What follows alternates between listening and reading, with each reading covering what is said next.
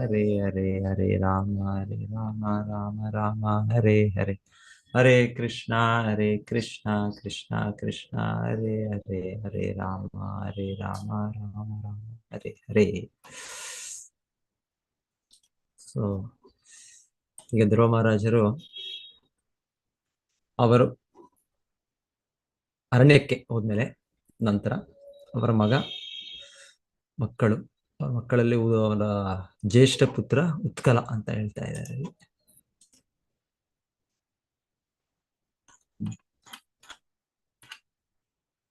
ಧ್ರುವಸ್ಯ ಚೋತ್ಕಲ ಪುತ್ರ ಪಿತರಿ ಪ್ರಸ್ಥಿತೆ ವನಂ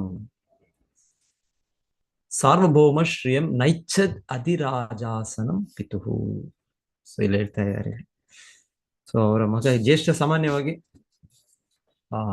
ಜ್ಯೇಷ್ಠ ಪುತ್ರ, ಜ್ಯೇಷ್ಠ ಮಗನು ಅವರು ನೆಕ್ಸ್ಟ್ ಸಿಂಹಾಸನ ಸ್ವೀಕರಿಸೋದು. ಆದ್ರೆ ಧ್ರುವ ಮಹಾರಾಜರ ಇದರಲ್ಲಿ ಹೇಳೋದು ಇಲ್ಲ, ಹಾಗಾಗ್ಲಿಲ್ಲ. ಆಗ ಅವರ ಎರಡನೇ ಮಗ ನಂತರ ಮಹಾರಾಜನಾಗೋದು. ಯಾಕೆ ಆಗೋದು ಅಂದ್ರೆ, ಮೊದಲ ಮಗ ಇಲ್ಲಿ ಹೇಳ್ತಾ ಇರೋ ಚರಿತ್ರೆ ಅವ್ರು ಸ್ವೀಕರಿಸಲಿಲ್ಲ. ಅವರು ವಾಲಂಟ್ರಿಯಾಗಿ ಒತ್ತಾಯ ಇಲ್ಲ. ಸೊ ಅವ್ರಿಗೆ ಅವ್ರು ರಾಜನಾಗ್ಬೇಕು ಅವರು, ಆದ್ರೆ ಒತ್ತಾಯ ಇಲ್ಲ, ಅವರು ಆಗ್ಲಿಲ್ಲ ಅವರು. ಸೊ ಧ್ರುವ ಮಹಾರಾಜರ ಇದು ನೋಡಿದ್ರೆ ಅವರ ತಮ್ಮ ಉತ್ತಮ. ಸೊ ಅವರ ಮಲತಾಯಿಗೆ ಅವರ ತಮ್ಮ ಆಗ್ಬೇಕು ಅಂತ ಇದ್ದಾರೆ. ಮಲತಾಯಿ ಉತ್ತಮ, ನನ್ನ ಮಗನೂ ಆಗ್ಬೇಕು ರಾಜ ಅಂತ. ಸೊ ಆದರೆ ಧ್ರುವ ಇಲ್ಲ, ನಾನೇ ಆಗ್ಬೇಕು ರಾಜ, ನಾನಿಲ್ಲ ರಾಜ ಆಗ್ಬೇಕಂದ್ರೆ ನಾನು ಚಿಕ್ಕ ಮಗುವಿನಲ್ಲಿ ಎಷ್ಟು ಹೇಗೆ. ಆದ್ರೆ ನನಗಿತ್ತು ಅವಮಾನ ಆಯ್ತು, ಈ ತರ ಅಗೌರವ ಆಯ್ತು ಅಂತ ಧ್ರುವ ಮಹಾರಾಜ ಅವರು ರಾಜರಾಗಕ್ಕೆ ಇದನ್ನೆಲ್ಲ ಪಡಿತಾರೆ. ಶುದ್ಧ ಭಕ್ತರವರು. ಆದ್ರೆ ಒಂದು ಲೀಲೆ, ಭಗವಂತನ ಲೀಲೆ. ಆ ರೀತಿಯಲ್ಲಿ ಅವರು ತಪಸ್ಸೆ ಮಾಡಿ ಭಗವಂತನ ಆಶೀರ್ವಾದ ಪಡೆದು ಮತ್ತೆ ಇಲ್ಲಿ ಹೇಳ್ತಾ ಇರೋದು ಅವರ ರಾಜ್ಯ ಸಾರ್ವಭೌಮ ಶ್ರೀಯಂ. ರಾಜ್ಯ ಹೇಗಿತ್ತು ಅಂದ್ರೆ ಅಷ್ಟು ಸಮೃದ್ಧಿ ಆಗಿತ್ತು, ಅಷ್ಟು ಐಶ್ವರ್ಯಗಳಿತ್ತು. ಸೊ ಆ ರೀತಿ ಇದ್ದದ್ದು ಅವರು. ಸೊ ಅವರ ಮಗ ಅವ್ರು ಪಡೆದ್ರು, ಮತ್ತೆ ಅವ್ರ ಮಗನಿಗೆ ಉತ್ಕಲನಿಗೆ ಅದು ಸಹಜವಾಗಿ ಹೋಗುತ್ತೆ. ಆದ್ರೆ ಉತ್ಕಲ ಹೇಳ್ತಾರೆ ನನಗೆ ಬೇಡ, ಇಚ್ಛೆ ಪಡಲಿಲ್ಲ ಅವರು. ಯಾಕೆ ಇಚ್ಛೆ ಪಡಲಿಲ್ಲ ಅಂತ ಇಲ್ಲಿ ಹೇಳ್ತಾ ಇದ್ದಾರೆ.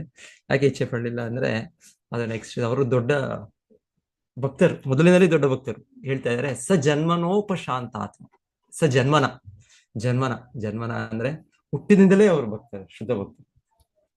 ಹುಟ್ಟಿನಿಂದಲೇ ಜನ್ಮನ ಉಪಶಾಂತಾತ್ಮ ನಿಸ್ಸಂಗ ಸಮದರ್ಶನ ದದರ್ಶ ಲೋಕೆ ವಿತತಂ ಆತ್ಮಾನಂ ಲೋಕಮಾತ್ಮ ಅಂತ ಹೇಳ್ತಾರೆ. ಇದು ಅವರು ಅವರು ಧ್ರುವ ಮಹಾರಾಜರು ಇವಾಗ 5ನೇ ವರ್ಷದಲ್ಲಿ ತಪಸ್ಸೆ ಮಾಡಿ ಮತ್ತೆ ಅವರು ಸಮದೃಷ್ಟಿಯಾಗಿ ಅದೆಲ್ಲ ನೋಡ್ತೀವಿ ನಾವು. ಅವರು ಶುದ್ಧ ಭಕ್ತರಾಗಿ ಈ ಜೀವನದಲ್ಲಿ ಆ ರೀತಿ ಅವರಲ್ಲಿ ಇಲ್ಲ. ಆದ್ರೆ ಅವರ ಮಗನಾದ ಉತ್ಕಲ ಆಗಲ್ಲ. ಅವ್ರು ಹುಟ್ಟತಾನೆ ಅವರು ಮುಕ್ತ ಪುರುಷರು. ಹುಟ್ಟತಾನೆ ಅವ್ರಿಗೆ ಜನ್ಮನ ನಾವು ಕೇಳೋದು ಜನ್ಮನ ಜಾಯತೆ ಶೂದ್ರ ಅಂತ ಕೇಳ್ತೇವೆ. ಸಾಮಾನ್ಯವಾಗಿ ನಾವೆಲ್ಲರೂ ಹುಟ್ಟೋದು ಜನ್ಮದಿಂದ ಶೂದ್ರ. ಅದು ಇಲ್ಲಿ ಹೇಳ್ತಾರೆ ಜನ್ಮನ ಉಪಶಾಂತ. ಜನ್ಮನ ಅವರು ಹುಟ್ಟತಾನೆ ಅವರು ಮಹಾಭಾಗವತ ಶುದ್ಧ ಬ್ರಾಹ್ಮಣ, ಕ್ಷತ್ರಿಯ, ವೈಶ್ಯ, ಶೂದ್ರ, ವೈಷ್ಣವ. ಸೊ ವೈಷ್ಣವದಲ್ಲಿ ಉನ್ನತವಾದ ಭಕ್ತರು ಅಂದ್ರೆ ಮಹಾಭಾಗವತ. ಸೊ ಇವ್ರು ಹುಟ್ಟತಾನೆ ಅಲ್ಲಿಂದ ಆ ಸ್ಥಿತಿಯಿಂದ ಹುಟ್ಟಿದ್ದಾರೆ, ಜನ್ಮನೋ ಪ್ರಶಾಂತ. ಸೊ ನಿಸ್ಸಂಗ. ಸೊ ಇದು ತುಂಬಾ ಅಸಾಧಾರಣ ಈ ರೀತಿಯ ವ್ಯಕ್ತಿಗಳು ಅಂದ್ರೆ ಜನ್ಮನ ಹಾಗೆ ಇಲ್ಲ. ಸಾಮಾನ್ಯವಾಗಿ ಜನ್ಮ ನಾವ್ ಹೇಳೋದು ಪರಾಭವದ್ ಅಬೋಧ ಜಾತ ಅಂದ್ರೆ ಹುಟ್ಟೋದು. ಸೊ ನಾವೆಲ್ಲ ಹೇಗೆ ಹುಟ್ಟಿದೀವಿ ಅಂದ್ರೆ ಪರಾಭವಸ್ತಾವತ್ ಅಬೋಧ ಜಾತ. ಅಬೋಧ ಅಂದ್ರೆ ಏನೂ ಗೊತ್ತಿಲ್ಲ ನಮ್ಗೆ. ಹುಟ್ಟದೆ ನಮ್ಗೆ ಏನೋ ಗೊತ್ತ, ನಮ್ಗೆ ಏನಾದ್ರು ಮಗುವಾಗಿ ಏನೂ ಗೊತ್ತಿಲ್ಲ ನಮ್ಗೆ. ಏನಾದ್ರು ನಾವು ನಾನು ಹಿಂದೆ ಜನ್ಮದಲ್ಲಿ ನಾನು ಈ ರಾಜನಾಗಿದ್ದೆ, ಈ ಹಿಂದೆ ಜನ್ಮದಲ್ಲಿ ನಾನು ಇಷ್ಟು ಶ್ರೀಮಂತನಾಗಿದ್ದೆ, ನಾನು ಈ ರೀತಿ ಜ್ಞಾನಿಯಾಗಿದ್ದೆ. ಇರ್ಬೋದು. ನೀವು ಹಿಂದೆ ಜನ್ಮದಲ್ಲಿ ನೀವು ನೊಬೆಲ್ ಲಾರೆಟ್ ಆಗಿ ನೀವು ಐನ್ಸ್ಟೈನ್ ಆಗಿರ್ಬೋದು, ಯಾರು ಗೊತ್ತು. ಆದ್ರೆ ಈ ಜನ್ಮದಲ್ಲಿ ಹುಟ್ಟಿದಾಗ ಏನು ನೆನಪಿಲ್ಲ ನಮ್ಗೆ. ಎಲ್ಲ ನಾವು 0ಯಿಂದ ಸ್ಟಾರ್ಟ್, ಜನ್ಮನ ಹಂಗೆ ಸ್ಟಾರ್ಟ್. ಆದ್ರೆ ಇಲ್ಲಿ ಹೇಳ್ತಾ ಇರೋದು ಈ ಉತ್ಕಲ ಹಾಗೆ ವ್ಯಕ್ತಿ ಅಲ್ಲ, ತುಂಬಾ ಅಸಾಧಾರಣ ವ್ಯಕ್ತಿ. ಹುಟ್ಟುತ್ತಾನೆ ಅವ್ರಿಗೆ ಸಂಪೂರ್ಣ ಜ್ಞಾನ, ತಿಳಿವಳಿಕೆ, ಅವರು ಯಾರು, ಭಗವಂತನು ಯಾರು, ಅವರು ಭಗವಂತನ ಈ ಸೃಷ್ಟಿ ಹೇಗೆ ನೋಡ್ಬೇಕು ಎಲ್ಲವೂ ಕೂಡ ಅವ್ರಿಗೆ ಆಧ್ಯಾತ್ಮಿಕ ಬೆಳವಣಿಗೆಯಿಂದ ಸಹಜವಾಗಿಯೇ ಇದೆ. ಇದು ಅಸಾಧಾರಣ. ಈ ರೀತಿಯ ಒಂದು ಜನ್ಮ, ಈ ರೀತಿಯ ಒಂದು ವ್ಯಕ್ತಿಗಳು ಅಂದ್ರೆ ಇದು ತುಂಬಾ ಅಸಾಧಾರಣ. ಸೊ ಈ ರೀತಿ ಇದು ಉತ್ಕಲನ ಬಗ್ಗೆ ಹೇಳ್ತಾ ಇರೋದು. ಉತ್ಕಲ ಜನ್ಮನ ಉಪಶಾಂತ, ಅತಿ ಸಂತುಷ್ಟನಾದ, ನಿಸ್ಸಂಗ. ಮತ್ತೇನು ಅವ್ರಿಗೆ ಈ ಭೌತಿಕವಾದ ಯಾವ ಸಂಘದಲ್ಲಿ ಆಸಕ್ತಿ ಇಲ್ಲ. ಹಾಗಾಗಿ ಅವ್ರಿಗೆ ಈ ನ ಇಚ್ಛನ್ ಹಿಂದೆ ಶ್ಲೋಕದಲ್ಲಿ ಅವ್ರು ಇಚ್ಛೆ ಪಡ್ಲಿಲ್ಲ. ಏನಿದೆ ತಾತ್ಕಾಲಿಕ ಆ ಪದವಿ, ತಾತ್ಕಾಲಿಕ ರಾಜ್ಯ, ಎಲ್ಲವೂ ಭೌತಿಕವಾದದ್ದೇ. ಅಶಾಶ್ವತಂ ದುಃಖಾಲಯಂ ಅಶಾಶ್ವತಂ, ಅಶಾಶ್ವತಂ ಅವ್ರು ಕಾಣ್ತಾ ಇದೆ, ಆ ದೃಷ್ಟಿ ಆಗ್ಲೇ ಇದೆ ಅವ್ರು. ನಾವು ಅದನ್ನ ಬೆಳೆಸ್ಕೊಳ್ಬೇಕು. ಯಾಕಂದ್ರೆ ನಮಗೆ ತುಂಬಾ ಪ್ರಪಂಚ ತುಂಬಾ ಆಕರ್ಷಿತವಾಗಿ ಕಾಣುತ್ತೆ ನಮಗೆ, ಆದ್ರೆ ಅವರಿಗೆ ಗೊತ್ತು ಈ ಪ್ರಪಂಚ ಅಶಾಶ್ವತವಾದ ಪ್ರಪಂಚ ಅಂತ. ದುಃಖಾಲಯ ಪ್ರಪಂಚ ಅವ್ರಿಗೆ ಆಗ್ಲೇ ಅವ್ರಿಗೆ ಆ ದರ್ಶನ ಇದೆ. ಸೊ ಅದಕ್ಕೆ ಅವ್ರಿಗೆ ಹೇಳ್ತಾ ಇರೋದು, ಅವ್ರಿಗೆ ಏನೂ ಆಸಕ್ತಿ ಇರಲಿಲ್ಲ, ಇಂಟ್ರೆಸ್ಟ್ ಇರಲಿಲ್ಲ. ಸೊ ಮತ್ತೆ ಇಲ್ಲಿ ಈ ಲಕ್ಷಣಗಳು, ಇದು ಶುದ್ಧ ಭಕ್ತರ ಮಹಾಭಾಗವತ. ಸೊ ಪ್ರಾರಂಭಿಕವಾಗಿ ನಾವೆಲ್ಲರೂ ಕನಿಷ್ಠ ಭಕ್ತರು ಅಂತ ಒಂದು ಕಡೆ ವಿವರಣೆ ಇದೆ. ಕನಿಷ್ಠ ಭಕ್ತರು, ಮತ್ತೆ ಮಧ್ಯಮ ಭಕ್ತರು, ಮತ್ತೆ ಉತ್ತಮ ಭಕ್ತರು. ಸೊ ಕನಿಷ್ಠ ಭಕ್ತರಲ್ಲಿ ನಮ್ಮಲ್ಲಿ ಎಷ್ಟೋ ದೋಷಗಳಿದೆ, ಲೋಪಗಳಿದೆ, ನಮ್ಮ ಕಲ್ಮಶಗಳಿದೆ, ಎಲ್ಲ ತುಂಬಿ ತುಳುಕ್ತಾ ಇದೆ ನಮಗೆ. ಮಧ್ಯಮ ಭಕ್ತರಲ್ಲಿ ಹೇಳ್ತಾರೆ ಸ್ವಲ್ಪ ಕಡಿಮೆ ಆಗುತ್ತೆ. ಉತ್ತಮ ಭಕ್ತರಲ್ಲಿ ಇಲ್ಲಿ ನಾವು ಕಾಣ್ತಾ ಇರೋದು ಏನೂ ಇಲ್ಲ. ಅವ್ರಿಗೆ ಏನ್ ಕಾಣುತ್ತೆ ಅಂದ್ರೆ ದದರ್ಶ ಲೋಕೆ ವಿತತಂ ಆತ್ಮಾನಂ ಲೋಕಂ ಆತ್ಮನಿ. ಸೊ ಅಂದ್ರೆ ಇಲ್ಲಿ ಆತ್ಮಾನಂ, ಈ ಆತ್ಮ ಅಂದ್ರೆ ಇಲ್ಲಿ ಭಗವಂತ. ನಮಗೆ ಈ ಆತ್ಮ ಅಂದ್ರೆ ನಾವು ಅನ್ಕೊಂಡ್ಬಿಡ್ತೇವೆ, ಆಕ್ಚುಲಿ ಆತ್ಮ ಅಂದ್ರೆ ಕೊನೆಯಾಗಿ ಕೃಷ್ಣನೇ, ಎಲ್ಲವೂ ಕೃಷ್ಣನೇ, ಅವನ ಭಾಗವಾಗಿ ನಾವು ಕೂಡ ಆತ್ಮ. ಹಾಗೆ ವಿಷಯ ಅದ್ರ ವಿಭಿನ್ನವಾಗಿ ಹೇಳ್ಬೇಕು ಅಂದ್ರೆ ನಮ್ಮನ್ನ ಅಣು ಆತ್ಮ ಅಂತ ಹೇಳ್ತಾರೆ, ಕೃಷ್ಣನನ್ನು ವಿಭು ಆತ್ಮ ಅಂತ ಹೇಳ್ತಾರೆ, ಇಲ್ಲಾಂದ್ರೆ ಪರಮಾತ್ಮ ಅಂತ ಹೇಳ್ತಾರೆ. ಇಲ್ಲಾಂದ್ರೆ ಆತ್ಮ ಅಂದ್ರೆ ಕೃಷ್ಣ, ನಾವು ಅವನ ಭಾಗವಾಗಿದ್ರೆ ನಾವು ಕೂಡ ಆತ್ಮ. ಒಂದ್ಸಲ ಆತ್ಮ ಅನ್ನೋದಕ್ಕೆ ಅರ್ಥ ಮನಸ್ಸು ಕೂಡ ಆತ್ಮ ಅಂತ ಹೇಳೋದಿದೆ. ತುಂಬಾ ಆತ್ಮದ ಅರ್ಥಗಳಿದೆ. ಅದ್ರ ನಿಜವಾದ ಅರ್ಥ ಅಂದ್ರೆ ಆತ್ಮ ಅಂದ್ರೆ ಕೃಷ್ಣ, ಅವನೇ ಎಲ್ಲದರ ಮೂಲ, ಎಲ್ಲದರ ಇದು. ಈ ದೇಹಕ್ಕೆ ಹೇಗೆ ನಾವು ಆತ್ಮ ಜೀವಾತ್ಮ ಇರೋದ್ರಿಂದ ಇದಕ್ಕೆ ಬೆಲೆ ಇದೆ, ಹಾಗೆ ಸಂಪೂರ್ಣ ವಿಶ್ವ, ಸಂಪೂರ್ಣ ಅಸ್ತಿತ್ವ, ಒಂದು ಅಣುವಿಗೆ ಕೃಷ್ಣನಿಂದಲೇ ಅದರ ಮಹತ್ವ. ಸೊ ಆತ್ಮ ಎಲ್ಲದರ ಆತ್ಮ. ಸೊ ಇಲ್ಲಿ ಹೇಳ್ತಾರೋ ದದರ್ಶಿ ಲೋಕೆ ವಿತತಂ ಆತ್ಮಾನಂ ಲೋಕಂ ಆತ್ಮ. ಸೊ ಅವ್ರಿಗೆ ಈ ದೃಷ್ಟಿ ಇತ್ತು. ಅವ್ರಿಗೆ ಏನ್ ದೃಷ್ಟಿ ಇತ್ತು ಅಂದ್ರೆ ಕೃಷ್ಣನು ಎಲ್ಲವೂ ಕೃಷ್ಣನಲ್ಲಿದೆ. ಕೃಷ್ಣ ವಿಶ್ವರೂಪ ತೋರಿಸಿದ ಅರ್ಜುನನಿಗೆ. ಸೊ ಇದೊಂದು ಕೂಡ ನಮಗೆ ಪರೀಕ್ಷೆ, ಯಾರು ದೇವರು ಅಂತ ಯಾರೋ ಹೇಳ್ಬೋದು. ಇವಾಗ ನಾನೇ ದೇವರು ಅಂತ ಹೇಳ್ಬೋದು, ನಾನೇ ಘೋಷಣೆ ಮಾಡ್ಬೋದು. ಇಲ್ಲಾಂದ್ರೆ ಇನ್ಯಾರೊಬ್ಬ ವ್ಯಕ್ತಿ ಒಂದು ಪವಾಡ ತೋರಿಸಿ ದೇವರು ಅಂತ ಹೇಳ್ಬೋದು. ಆದ್ರೆ ತೋರಿಸ್ಬೇಕು ಅಂದ್ರೆ ಅವರು ವಿಶ್ವರೂಪ ತೋರಿಸ್ಬೇಕಂತ, ಅವ್ರಿಗೆ ತೋರ್ಸಿದ್ರೆ ಓಕೆ ನಾವು ನಿಮ್ಮನ್ನ ಒಪ್ತೀವಿ. ಸಂಬಂಧದಲ್ಲಿ ಹೇಳ್ತಾರೆ, ಯಾರೋ ಒಬ್ಬರು ಇತ್ತೀಚೆಗೆ ಕೆಲವು ವರ್ಷಗಳ ಹಿಂದೆ ಅವರ ನಿಧನ ಆಯ್ತು. ಅವರು ಕೂಡ ನಾನು ಭಗವಾನ್, ನಾನು ದೇವರು ಅಂತ ಹೇಳ್ತಾ ಇದ್ರು. ಸೊ ಒಂದ್ಸಲ ಜನರು ಅವ್ರು ಹೇಳ್ತಾರಂತೆ, ಅವ್ರ ಯಾರಿಗೆ, ಅವ್ರ ಅನುಯಾಯಿಗಳಿಗೆ, ನಾಳೆ ನಾನು ತೋರಿಸ್ಬಿಡ್ತೇನೆ, ನಾನು ವಿಶ್ವರೂಪ ತೋರಿಸ್ಬಿಡ್ತೇನೆ ಆಯ್ತು ಅಂತ ಹೇಳಿದ್ರೆ ನೆಕ್ಸ್ಟ್ ಎಲ್ಲರೂ ಸೇರಿದ್ರಂತೆ. ನೆಕ್ಸ್ಟ್ ಸೇರಿದ್ಮೇಲೆ ಅವತ್ತು ತೋರಿಸ್ತಿಲ್ಲ ಅವರು. ಯಾಕೆಂದ್ರೆ ಇವತ್ತು ಸ್ವಲ್ಪ ಮೋಡಗಳಿದೆ ಸೊ ಈ ರೀತಿ ಏನಿವೆ. ಸೊ ಏನೇನೋ ಅವ್ರಿಗೆ ಅರ್ಥ ಆಗ್ಬೇಕು, ಅವ್ರ ಅನುಯಾಯಿಗಳಿಗೆ ಅರ್ಥ ಆಗ್ಬೇಕು ಕಾರಣ. ಸೊ ಇದಲ್ಲ, ವಿಶ್ವರೂಪ ಅಂದ್ರೆ ಎಲ್ಲವೂ ಕೃಷ್ಣ ಎಲ್ಲ ಕಡೆ ಆವರಿಸಿರುವ ರೂಪ, ಎಲ್ಲವೂ ಅವನಲ್ಲಿರುವ ರೂಪ. ಸೊ ಅರ್ಜುನನಿಗೆ ಕೃಷ್ಣ ತೋರಿಸುವ ವಿಶ್ವರೂಪದಲ್ಲಿ, ನೋಡು ನೀನು ಏನ್ ನೋಡ್ತಾ ಇದ್ದೇನೆ, ನಿನ್ಗೆ ಬೇರೆ ಬೇರೆ ದೇಶಗಳು, ಬೇರೆ ಬೇರೆ ಲೋಕಗಳು, ಅದೆಲ್ಲವೂ ಕೂಡ ನನ್ನಲ್ಲೇ ಇದೆ. ಎಲ್ಲ ಜೀವಿಗಳು, ಎಲ್ಲ ದೇವತೆಗಳು, ಅಲ್ಲಿ ಮುಖಂಡರಿದ್ದಾರೆ. ನಾವು ಕೇಳೋದು ಇಂದ್ರದೇವರು, ಬ್ರಹ್ಮದೇವರು, ಈ ಶಿವ, ಸೊ ಎಲ್ಲರೂ ಕೂಡ ನನ್ನಲ್ಲೇ ಇದ್ದಾರೆ, ನನ್ನಲ್ಲೇ ಅವ್ರ ಭಾಗಗಳಾಗಿದ್ದಾರೆ. ಸೊ ಯಾರು ನನ್ನ ಹೊರಗೆ ಯಾರೋ ಇದ್ದಾರೆ, ನನ್ನ ಮೇಲೇನೋ ಶಕ್ತಿ ಇದೆ ಅಂತ, ಎಲ್ಲವೂ ನನ್ನೊಳಗೆ ಇದೆ, ನಾನೇ ಎಲ್ಲರನ್ನು ನಿಯಂತ್ರಿಸ್ತೇನೆ. ಸೊ ಈ ರೀತಿಯ ಭಗವಂತನದು ಕ್ರೋಧ ಆಕಾರದ ಶಕ್ತಿ ಸ್ವರೂಪ ತೋರಿಸಿದ ಕೃಷ್ಣನಲ್ಲೇ ಎಲ್ಲ, ಅವನ ವಿಶ್ವರೂಪದಲ್ಲೇ ಎಲ್ಲರೂ ಇದ್ದಾರೆ. ಈ ಜಗತ್ತು, ಭೌತಿಕ ಬ್ರಹ್ಮಾಂಡವೇ ಅವನ ವಿಶ್ವರೂಪದಲ್ಲಿ.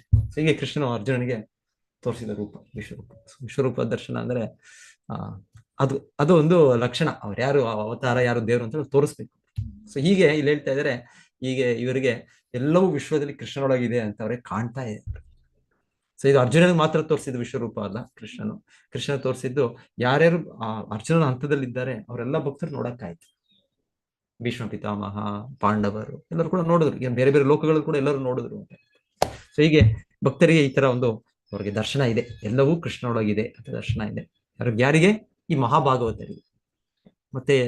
ಮತ್ತೆ ಕೃಷ್ಣನು ಪರಮಾತ್ಮನಾಗಿ, ಅವನ ವಿಸ್ತರಣೆ, ಸ್ವಾಂಶ ವಿಸ್ತರಣೆ, ಪರಮಾತ್ಮನ ಆಗಿ ನಮ್ಮ ಜೊತೆಗೆ, ನಾವು ಅಣು ಆತ್ಮ. ಸೊ ನಮ್ಮ ಗಾತ್ರ ಹೇಳ್ತಾರೆ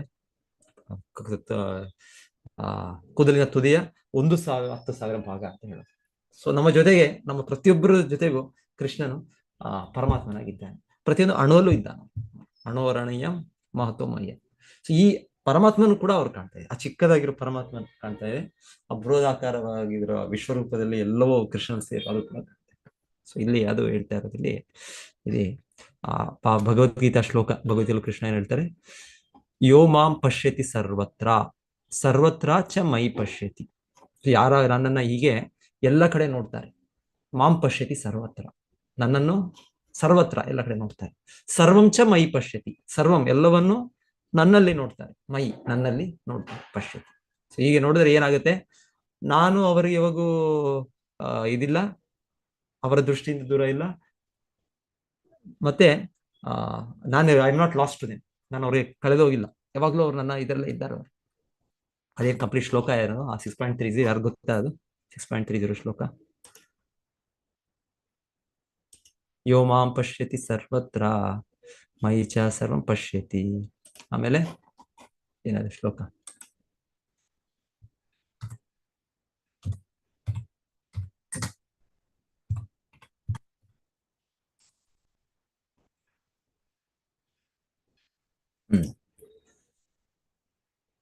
ಯೋ ಮಾಂ ಪಶ್ಯತಿ ಸರ್ವತ್ರ ಸರ್ವಂ ಚ ಮೈ ಪಶ್ಯತಿ ತಸ್ಯಾಹಂ ನ ಪ್ರಣಶ್ಯಾಮಿ ಸಚ ಮೇ ನ ಪ್ರಣಶ್ಯತಿ.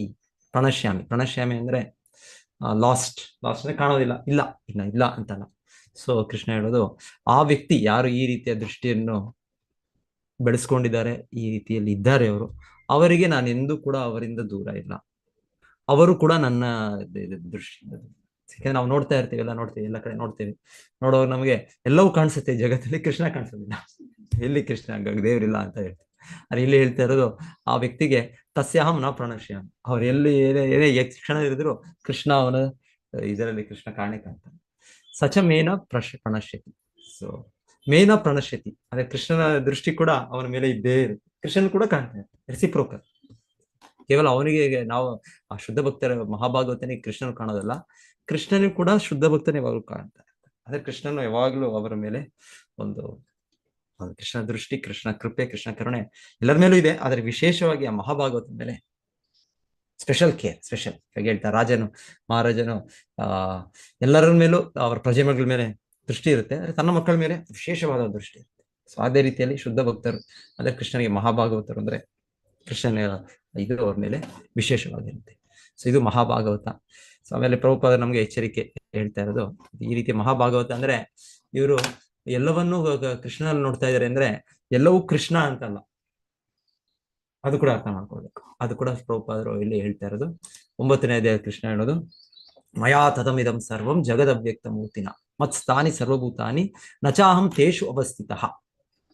ಇನ್ನೊಂದ್ ಕಡೆ 9ನೇ ಅಧ್ಯಾಯ ಕೃಷ್ಣ ಇದೇ ಮಾತು ಹೇಳೋದು ಏನಂದ್ರೆ, ನಾನು ಎಲ್ಲ ಕಡೆ ಇದ್ದೇನೆ, ಹೇಗಿದ್ದೇನೆ, ಮಯಾ ಇದು ಮಯಾ ತತಮಿದಂ ಜಗತ್ ಅವ್ಯಕ್ತ ಮೂರ್ತಿನ, ನಾನು ಇದ್ರೂ ಜನರಿಗೆ ಕಾಣಿಸೋದಿಲ್ಲ, ಮಯಾ ತತಮಿದಂ ಜಗತ್ ಅವ್ಯಕ್ತ ಮೂರ್ತಿನ, ಯಾಕಂದ್ರೆ ಸಾಮಾನ್ಯ ದೃಷ್ಟಿಯಲ್ಲಿ ಕಾಣೋದಿಲ್ಲ, ಆದ್ರೆ ಜಗತ್ ಅವ್ಯಕ್ತ ಮೂರ್ತಿನ ಮಯಾ ತತಮಿದಂ ಸರ್ವಂ ಜಗತ್ ಅವ್ಯಕ್ತ ಮೂರ್ತಿನ ಸರ್ವಭೂತಾನಿ ಮತ್ಸ್ಥಾನಿ ಸರ್ವಭೂತಾನಿ. ಮತ್ಸ್ಥಾನಿ ಅಂದ್ರೆ ನನ್ನಲ್ಲಿ ಸರ್ವಭೂತ, ಎಲ್ಲ ಜೀವಿಗಳು ಎಲ್ಲವೂ ನನ್ನಲ್ಲಿದೆ, ಮತ್ಸ್ಥಾನಿ. ಆದರೆ ಕೃಷ್ಣ ಹೇಳೋದು ಮತ್ಸ್ಥಾನಿ ಸರ್ವಭೂತಾನಿ ನಚಾಹಂ ತೇಷು ಅವಸ್ಥಿತ, ನ ಚ ಅಹಂ, ಆದ್ರೆ ನಾನು ಅದ್ರೊಳಗಿಲ್ಲ. ಸೊ ಇದು ಹೇಗೆ, ಇದೊಂಥರ ಕಾಂಟ್ರಡಿಕ್ಷನ್. ಎಲ್ಲವೂ ಕೃಷ್ಣ ಒಳಗಿದೆ, ಅದೇ ಕೃಷ್ಣ ಅದ್ರೊಳಗಿಲ್ಲ ಅಂದ್ರೆ ಹೇಳ್ತಾರೆ, ಕೃಷ್ಣ ಅದ್ರೊಳಗಿಲ್ಲ ಅಂದ್ರೆ ಕೃಷ್ಣ ಪ್ರತ್ಯೇಕವಾಗಿ ಕೂಡ ಇದ್ದಾನೆ. ಕೃಷ್ಣನು ಭಗವಾನ್ ಸ್ವರೂಪವಾಗಿ ಅವನ ದಿವ್ಯ ನೆಲೆಯಲ್ಲಿ ಅವನು ಇದು ಪರಮಾತ್ಮನ ಅವನ ವಿಸ್ತರಣೆಯಲ್ಲಿ ಅವನ ಅಣುವಣುವಲ್ಲಿ ಇದ್ದಾನೆ, ವಿಶ್ವರೂಪ ಇದರಲ್ಲಿ ಎಲ್ಲವೂ ಅವನದಲ್ಲಿದೆ. ಆದರೆ ಪ್ರತ್ಯೇಕ ವ್ಯಕ್ತಿ ಭಗವಾನ್ ಅವನ ಇನ್ನೊಂದು ಅಸ್ತಿತ್ವ ಇದೆ, ಆ ಅಸ್ತಿತ್ವದಲ್ಲಿ ಅವನು ಹೇಳ್ತಾರೆ ಅವನು ಪ್ರತ್ಯೇಕವಾಗಿ ಕೂಡ ಇದ್ದಾನೆ, ಪ್ರತ್ಯೇಕವಾಗಿದ್ದಾನೆ, ನಾವು ಪ್ರತ್ಯೇಕ ಅಸ್ತಿತ್ವ ಇದೆ ಒಂದು. ಈಗ ಸೂರ್ಯ ಉದಾಹರಣೆ ಅದು ಹೇಳೋದು, ಸೂರ್ಯ ಒಂದು ರೀತಿಯಲ್ಲಿ ಸೂರ್ಯ ಕಿರಣ ಮೂಲಕ ಅದು ಎಲ್ಲ ಕಡೆ ಇದೆ, ಅದು ಆದರೂ ಕೂಡ ಸೂರ್ಯ ಸಪರೇಟ್ ಆಗೂ ಇದೆ, ಅದು ಸೂರ್ಯದಲ್ಲಿ ಸಪರೇಟ್ ಆಗಿದ್ದು, ಸೂರ್ಯದಲ್ಲಿ ಸೂರ್ಯ ನಾರಾಯಣ, ಸೂರ್ಯ ಅಲ್ಲಿ ಅವರಿದ್ದಾರೆ ವ್ಯಕ್ತಿ, ಸೂರ್ಯ ದೇವ ಇದ್ದಾರೆ, ಅವ್ರಿನ್ನ ಸಪರೇಟ್. ಆ ಸೂರ್ಯ ದೇವ ಇರೋದ್ರಿಂದ ಸೂರ್ಯ ಗ್ರಹ ಇದೆ, ಸೂರ್ಯ ನಕ್ಷತ್ರನೋ ಸೂರ್ಯ ಗ್ರಹನೋ ಏನೋ ಇದೆ, ಮತ್ತೆ ಸೂರ್ಯ ಇರೋದ್ರಿಂದ ಸೂರ್ಯ ಕಿರಣ ಇದೆ. ಸೊ ಅದಕ್ಕೆ ಮೂಲ ಏನು ಕಾರಣ, ಸೂರ್ಯ ದೇವ. ಹಾಗೆಯೇ ಮೂಲ ಭಗವಾನ್ ಶ್ರೀಕೃಷ್ಣ. ಸೊ ಅವನಿಂದ ಈ ಜಗತ್ತುಗಳು ಎಷ್ಟೋ ಹಲವು ಶಕ್ತಿಗಳಿದೆ, ಭೌತಿಕ ಶಕ್ತಿ, ಆಧ್ಯಾತ್ಮಿಕ ಶಕ್ತಿ, ಸ್ವ ಅಂಶಗಳಾದ ಪರಮಾತ್ಮ, ವಿಭಿನ್ನ ಅಂಶವಾದ ನಾವು ಅಣುವಾತ್ಮ, ಜೀವಾತ್ಮ. ಸೊ ಹೀಗೆ ಅವನ ಶಕ್ತಿಗಳು. ಸೊ ಅದು ಪ್ರತ್ಯೇಕವಾಗೂ ಕೂಡ ಇದೆ. ಸೊ ಹಾಗಾಗಿ ನಾವು ಎಲ್ಲವನ್ನೂ ಕೃಷ್ಣ ಅಂತ, ಕೃಷ್ಣನ ಶಕ್ತಿ ಅದು, ಆದ್ರೆ ಕೃಷ್ಣ ವಿಭಿನ್ನವಾಗಿದೆ. ನಾವು ಕೃಷ್ಣನ ಪೂಜಿಸ್ತೇವೆ, ನಾವು ಎಲ್ಲ ದೇವತೆಗಳನ್ನ ಪೂಜಿಸುವ ಅಗತ್ಯ ಇಲ್ಲ. ಬೇರೆ ಸಾಮಾನ್ಯ ವ್ಯಕ್ತಿಗಳನ್ನ ಪೂಜಿಸುವ ಅಗತ್ಯ ಇಲ್ಲ. ಪ್ರತಿಭೆ ಅದು ಕೃಷ್ಣ ಶಕ್ತಿಗಳು ಅಷ್ಟೇ. ನಾವು ಪೂಜಿಸೋದು ನಮ್ಮ ಶರಣಾಗತಿ ಕೃಷ್ಣನಿಗೆ. ಸೊ ಈ ಪ್ರತ್ಯೇಕತೆಯನ್ನು ಇದನ್ನ ನಾವು ಯಾವಾಗಲೂ ಕೂಡ ಗುರುತಿಸಬೇಕು ಅಂತ ಇಲ್ಲಿ ಇಲ್ಲಿ ಸ್ಪಷ್ಟವಾಗಿ ಹೇಳ್ತಾ ಇರೋದು. ಕೃಷ್ಣ ಸಪರೇಟ್, ಕೃಷ್ಣ. ಸೊ ನಾವು ಕೃಷ್ಣನ ಪೂಜಿಸ್ತೇವೆ, ಕೃಷ್ಣನನ್ನ ಸ್ತುತಿಸ್ತೇವೆ, ಕೃಷ್ಣನಾಮವನ್ನು ಎಲ್ಲವೂ ಕೃಷ್ಣ ಅಂತೇಳಿ ನಾವು ಎಲ್ಲ ಏನ್ ಬೇಕಾದ್ರೂ ಹೇಳ್ಬೋದಾ ಅಂತ ಇಲ್ಲ. ನಾವು ಹರೇ ಕೃಷ್ಣ ಅಂತ ಜಪಿಸ್ತೇವೆ. ಹರೇ ಕೃಷ್ಣ ಕೃಷ್ಣ ಕೃಷ್ಣ ಹರೇ ಹರೇ, ಹರೇ ರಾಮ ರಾಮ ರಾಮ ಹರೇ. ಎಲ್ಲ ಪದವು ಕೃಷ್ಣನದೇ. ಹಾಗೆ ಎಲ್ಲ ಪದಗಳು ನಾವ್ ಏನ್ ಬೇಕಾದ್ರೂ ಹೇಳ್ಬೋದಾ? ಇಲ್ಲ, ಇಲ್ಲ. ಸೊ ನಾವು ಕೃಷ್ಣ ನಾಮವನ್ನೇ ಹೇಳ್ಬೇಕು. ಸೊ ಹೀಗೆ ನಾವು ಇದನ್ನು ಸರಿಯಾಗಿ ಅರ್ಥ ಮಾಡ್ಕೊಳ್ಬೇಕು ಅಂತ ಇದು ಪ್ರಭುಪಾದರು ನಮಗೆ ಮತ್ತೆ ಎಚ್ಚರಿಕೆ ಕೊಡ್ತಾ ಇರೋದು, ಎಚ್ಚರಿಕೆ. ಸೊ ಮಹಾಭಾಗವತ ಅಂದ್ರೆ ಎಲ್ಲವೂ ಕೃಷ್ಣ, ಆದ್ರೆ ಕೃಷ್ಣ ಪ್ರತ್ಯೇಕವಾಗಿದ್ದಾನೆ. ಎಲ್ಲವೂ ಕೃಷ್ಣನ ಶಕ್ತಿ, ಎಲ್ಲವೂ ಕೃಷ್ಣನ ಶಕ್ತಿ, ಕೃಷ್ಣನಿಗೆ ಅಧೀನವಾಗಿದೆ ಎಲ್ಲವೂ ಅಂತ ಆ ರೀತಿ ನಾವು ನೋಡ್ಬೇಕು ಅಂತ ನಮ್ಮನ್ನ ಎಚ್ಚರಿಕೆ. ಸೊ ಇದು ಅಷ್ಟು ಸುಲಭ ಅಲ್ಲ. ಇದು ಇಲ್ಲಿ ಹೇಳೋ ತರ ಈ ಲಕ್ಷಣಗಳೇ ನೋಡಿದ್ರೆ ಇದು ಮಹಾಭಾಗವತ ಲಕ್ಷಣಗಳು. ಇದು ಕೃಷ್ಣ ಕೃಪೆ, ಶುದ್ಧ ಭಕ್ತರು ಅವರು ಕೃಷ್ಣ ಕೃಪೆಯಿಂದ ಅವರ ಸ್ಥಿತಿಯಲ್ಲೇ ನೆಲೆಯಲ್ಲಿದ್ದಾರೆ. ಅವರು ಯಾವತ್ತೂ ದುರುಪಯೋಗ ಮಾಡಿಲ್ವೋ ಹಾಗೆ ಇರೋರು ವೈಕುಂಠದಲ್ಲಿ ಯಾವಾಗ್ಲೂ ಇದ್ದಾರೆ. ನಿತ್ಯ ಸಿದ್ಧರು ಅಂತ ಹೇಳ್ತಾರೆ. ನಿತ್ಯ ಸಿದ್ಧರು ಅಂದ್ರೆ ಅವರು ಯಾವಾಗ್ಲೂ ಆ ದೃಷ್ಟಿಯಲ್ಲೇ ಇದ್ದಾರೆ. ಯಾಕಂದ್ರೆ ಯಾವತ್ತೂ ಕೃಷ್ಣನ್ ಕೊಟ್ಟ ಸ್ವತಂತ್ರವನ್ನು ದುರುಪಯೋಗ ಮಾಡೋದಿಲ್ಲ. ಆದ್ರೆ ಇವಾಗ ನಾವು ನಿತ್ಯ ಬದ್ಧರು, ನಮಗೆ ಹೇಳೋದು ನಾವು ಇದನ್ನ ದುರುಪಯೋಗ ಮಾಡಿದ್ದೇವೆ ನಮ್ಮ ಸ್ವತಂತ್ರವನ್ನು. ಹಾಗೆ ನಾವು ಇದನ್ನು ಕಳ್ಕೊಂಡಿದ್ದೇವೆ ಈ ದೃಷ್ಟಿಯನ್ನು. ಸೊ ಈಗ ನಾವು ಮಾಡ್ಬೇಕು, ಸಾಧನೆ ಮಾಡ್ಬೇಕು, ಪ್ರಯತ್ನ ಮಾಡ್ಬೇಕು. ಪ್ರಯತ್ನ ಮಾಡಿ ಕ್ರಮೇಣ ಕ್ರಮೇಣ ಕ್ರಮೇಣ ಕೆಳಗಿಂದ ಮೇಲೆ ನಾವು ಹೋಗ್ಬೇಕು.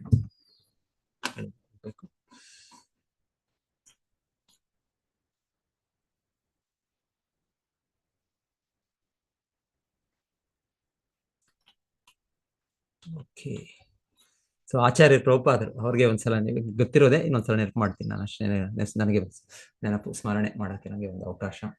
ಸೊ ಆ ಪ್ರಭುಪಾದರಿಗೆ ಅವರೊಂದು ಸಭೆಯಲ್ಲೇ ಯಾವುದೋ ಒಂದು ಕ್ಲಾಸ್ ಅಂದ್ರೆ ಅವರು ಯಾವುದೋ ಒಂದು ವಿಶ್ವವಿದ್ಯಾಲಯದಲ್ಲಿ ಅವರ ಪ್ರವಚನ ಅವರ ಶಿಷ್ಯರು ಆಯೋಜಿಸಿ ಇಲ್ಲಿ ಒಂದು ದೊಡ್ಡ ವಿಶ್ವವಿದ್ಯಾಲಯ, ನನಗೆ ಯಾವುದೊಂದು ಎಕ್ಸಾಕ್ಟ್ ನೆನಪಿಲ್ಲ ಈಗ. ಸೊ ಆ ವಿಶ್ವವಿದ್ಯಾಲಯದಲ್ಲಿ ಆ ಸಭೆಯಲ್ಲಿ ಪ್ರಭುಪಾದರು ಹೇಳಿದ್ಮೇಲೆ ಯಾರೋ ಒಬ್ಬರು ಪ್ರಶ್ನೆ ಮಾಡಿದ್ದೆ, ಯಾರೋ ಹುಡುಗನ್.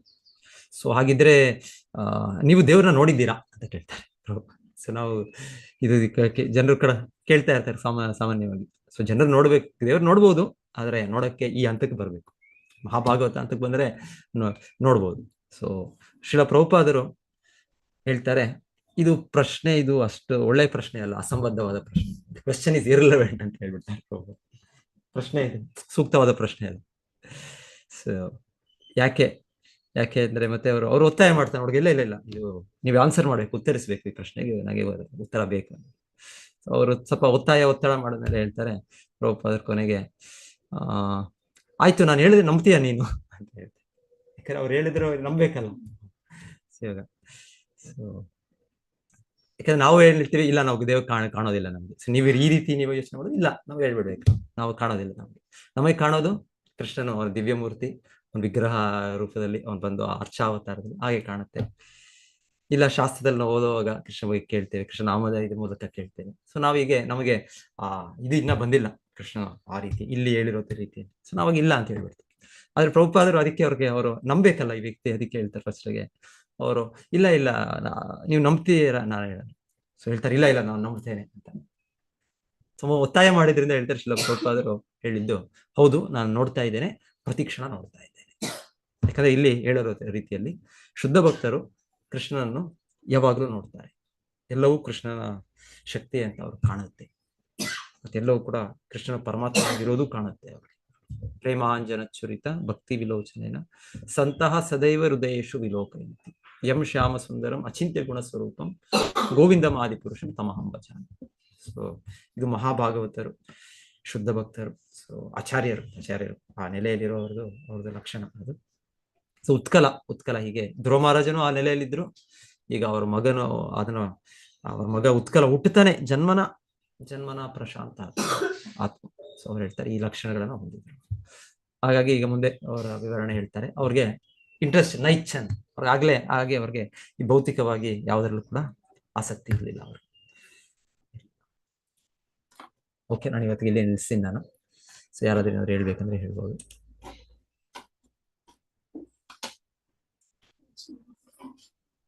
ಹರೇ ಕೃಷ್ಣ.